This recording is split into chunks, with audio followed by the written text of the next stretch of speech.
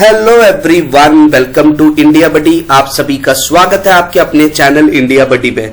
जिन students ने 2023 के लिए एमएसटी सीईटी का जिन्होंने इंजीनियरिंग के लिए रजिस्ट्रेशन किया था, आज उनका कैप राउंड का प्रोविजनल जो अलॉटमेंट है वो लग गया है। तो अब मैं इस वीडियो में आपको बताने वाला हूं कि आपको आगे क्या करना है, क्या होता है ऑटो फ्रीज, क्या होता है फ्रीज, या उसके आगे बेटरमेंट क्या है, सारी चीजें मैं पूरा डिटेल में बताऊंगा स्टूडेंट्स। यहां पे बहुत ज्यादा डिटेल में मैं आपको बताने वाला हूं कि आगे आपको करना क्या है, कितनी फीस लगेगी अगर आप किसी को फ्रीज करते हो या वगैरह वगैरह, सब कुछ मैं आपको बताने वाला हूं स्टूडेंट्स पूरा डिटेल में। So students please please please इस वीडियो को लास्ट तक देखना, यह आपका करियर का सवाल है। एंड प्लीज जितना हो सके उतना वीडियो को शेयर कीजिए, क्योंकि बहुत ज्यादा बच्चे हैं जो डिस्टर्ब रहेंगे, तो उनको मालूम पड़ेगा कि उनके पास आगे क्या क्या ऑप्शंस है। एंड प्लीज चैनल को सब्सक्राइब करके भी रखिए, क्योंकि आपको ऐसे इंपॉर्टेंट अपडेट्स मिलते रहेंगे। एंड वीडियो को लाइक कर देना। एंड प्लीज स्टूडेंट्स आप बताइए कि आपको कैप राउंड 1 में कौन सा कॉलेज मिला है, और अगर आपको नहीं मिला है तो आप आगे कौन से कॉलेज को टारगेट कर रहे हैं। तो चलिए स्टूडेंट्स स्टार्ट करते हैं। आप ये देख रहे हैं, ये ऑफिशियल वेबसाइट है आपका एमएसटी सीईटी के लिए। अब मैं इसमें से जो इंजीनियरिंग के स्टूडेंट्स थे उनका जो इंफॉर्मेशन रिलेटेड जो डॉक्यूमेंट्स था, उसमें से मैं आपको कुछ पार्ट दिखा रहा हूं, और मैं इसको फिलहाल के लिए जूम कर रहा हूं कि अगर कैप राउंड में हुआ तो क्या हुआ। तो अब मैं आपको पूरा बता रहा हूं स्टूडेंट्स। आपको मालूम होगा, आपने ऑप्शन फॉर्म के अंदर कॉलेज लिस्ट भरा होगा और उसमें प्रेफरेंस भरे होंगे। तो अब यहां पे टॉपिक डिस्कशन हो रहा है कि अगर किसी कैंडिडेट को फर्स्ट प्रेफरेंस वाला ही कॉलेज लग गया, मतलब उसने जो पहला ऑप्शन भरा था अगर वही लग गया, तो उस कैंडिडेट को क्या करना है। मैं यहां पे आपको दिखा रहा हूं स्टूडेंट्स, उन कैंडिडेट्स को क्या करना है, मैं सबके बारे में बताऊंगा। सो प्लीज इस वीडियो को ध्यान से देखना। तो सबसे पहले जिनका फर्स्ट प्रेफरेंस वाला कॉलेज लगा, if a candidate is allotted the seat as per his first preference, such allotment shall be auto freeze and the candidate shall accept the allotment so made. Such candidate shall not be eligible for participation in the subsequent cap rounds. तो यहां पे बता दिया कि जिन students को पहला option ही लग गया है उनका ऑटोमेटिक वो ऑटो फ्रीज हो गए हैं, एंड वो स्टूडेंट्स आगे कैप राउंड के लिए नहीं जाएंगे, मतलब उनको कैप राउंड 2 और कैप राउंड 3 के पार्टिसिपेशन में अलाउड नहीं है। अगर वो कैप राउंड 1 का कॉलेज नहीं लेते हैं जो उनको लगा है फर्स्ट वाला ही, तो उनको कैप राउंड से भी बाहर कर दिया जाएगा। तो पहला बात तो क्या लिखा है, such candidate shall then report to ARC for verification of documents and payment of seat acceptance fee as per the method prescribe by the authority. जो आपकी अथॉरिटी उन्होंने जो दिया है, मतलब उनको क्या करना जाना है। Therefore such candidate shall report to the allotted institute and seek admission on the allotted seat.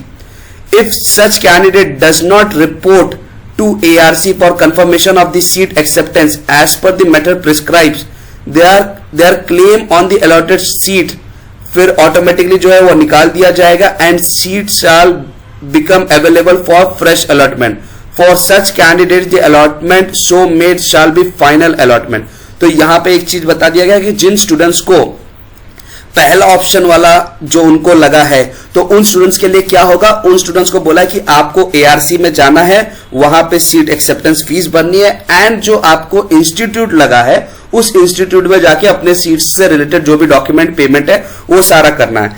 अगर ऐसा आप नहीं करते तो ये स्टूडेंट्स को एक्चुअली इनकी सीट्स चली जाएंगी और वो सीट्स कैप राउंड 2 के लिए चली जाएगी। तो जिनको फर्स्ट ऑप्शन ही लग गया है उनके पास अब कोई ऑप्शन नहीं है, उनको यही कॉलेज लेना पड़ेगा।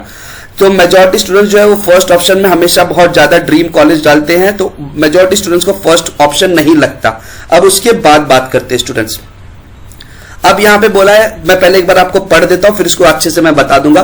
Candidate who have been allotted a seat other than the first preference given by the candidate, and if the candidate is satisfied with such allotment and do not wish to participate in further cap rounds, such candidates can freeze the offered seat through the candidate login. Once the candidate frees the allotted seat, such candidates shall then report to ARC for verification of document and payment of the seat acceptance fees as per prescribed by the authority. Therefore, such candidates shall report to the allotted institute and seek admission on the allotted seat. For such candidate, the allotment so made shall be the final allotment.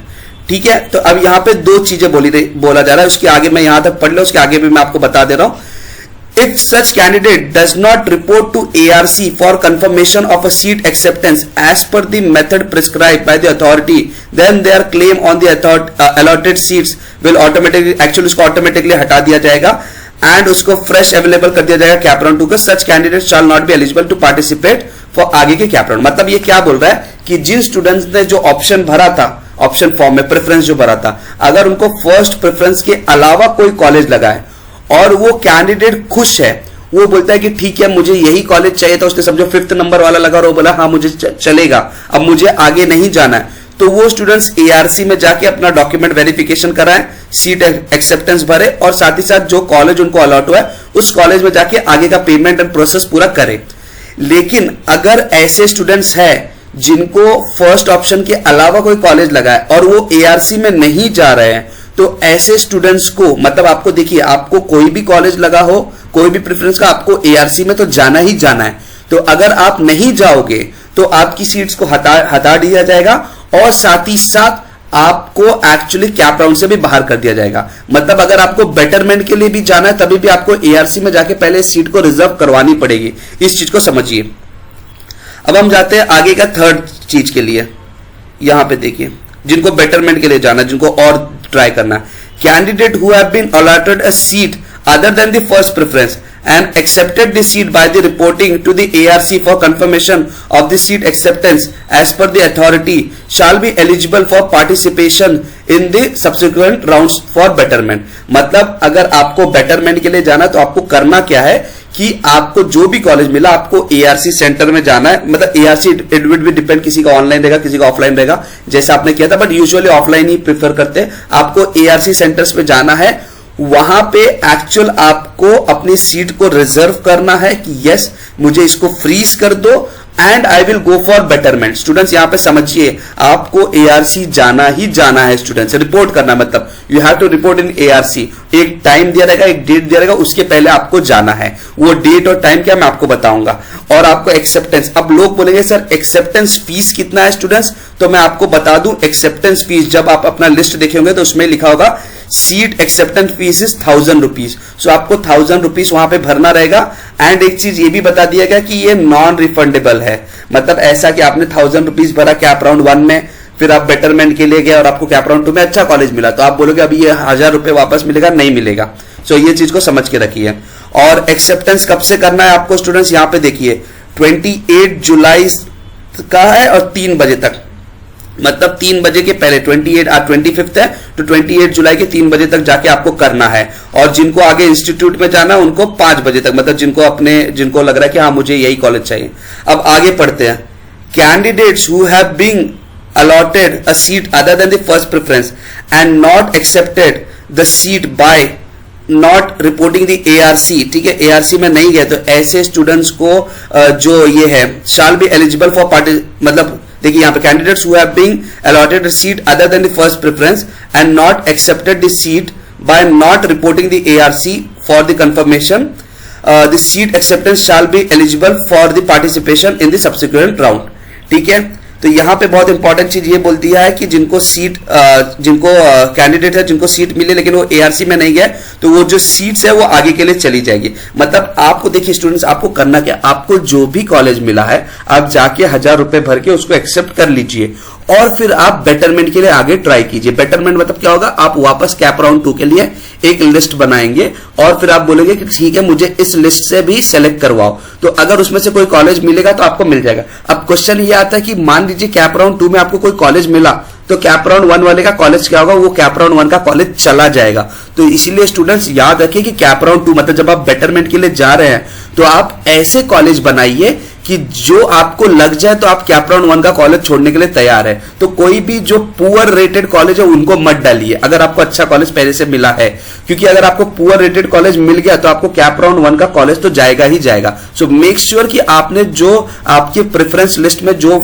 List भरी थी, मान लीजिए आपको 7th number वाला college लगा तो आप 1 से 6 वाले को डाल दीजिए कैप राउंड 2 में, और अगर आपको कोई और भी कॉलेज ऐड करना है तो ऐड कर दीजिए. लेकिन याद रखिए कि बेटरमेंट में जो कॉलेज लगेगा वो आपको लेना ही पड़ेगा और कैप राउंड 1 वाला कॉलेज चला जाएगा. लेकिन अगर बेटरमेंट में आपको कोई भी कॉलेज नहीं लगता तो कैप राउंड 1 वाला कॉलेज आपको वापस मिल जाएगा. तो ये था स्टूडेंट्स पूरा आपका जो सिनेरियो, इस चीज को याद रखिए स्टूडेंट्स। और एक और इंपॉर्टेंट मैं बोल दूंगा कि जो लोग कास्ट में आ रहे हैं या कोई डॉक्यूमेंट्स अपना कैटेगरी वाइज है, तो उनको बोला गया है कि आपको ओरिजिनल डॉक्यूमेंट जो है वो ऑन और बिफोर 3rd राउंड के लास्ट डेट तक आपको सबमिट करनी है, नहीं तो आपका वो कैटेगरी के हिसाब से एडमिशन कैंसिल हो जाएगा। ये चीज बताया है स्टूडेंट्स। सो स्टूडेंट्स ये था कि देखिए क्या होगा, जिनको फर्स्ट ऑप्शन लगा है उनको लेना ही लेना है। जिनको फर्स्ट के अलावा ऑप्शन, उनके पास 2 ऑप्शन है कि वो एक्चुअली एआरसी में नहीं जाएंगे तो उनका एडमिशन कैंसिल हो जाएगा, और अगर वो एआरसी में जाके अपने आप को फ्रीज कर देते हैं तो वो बोलेंगे कि ठीक है मुझे फ्रीज कर दो, मुझे कॉलेज चाहिए, मैं 1000 रुपए भर देता हूं,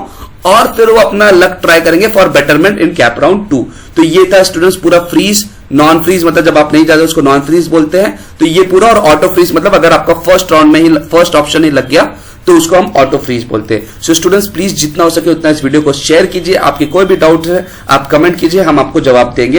एंड मुझे बहुत ज्यादा खुशी हो रही है कि इंडिया बडी से बनाए हुए लिस्ट स्टूडेंट्स को मिल रहे हैं, उनको कॉलेजेस मिल रहे हैं, बहुत मैसेजेस आ रहे हैं। So thank you very much students आपका इतना प्यार देने के लिए।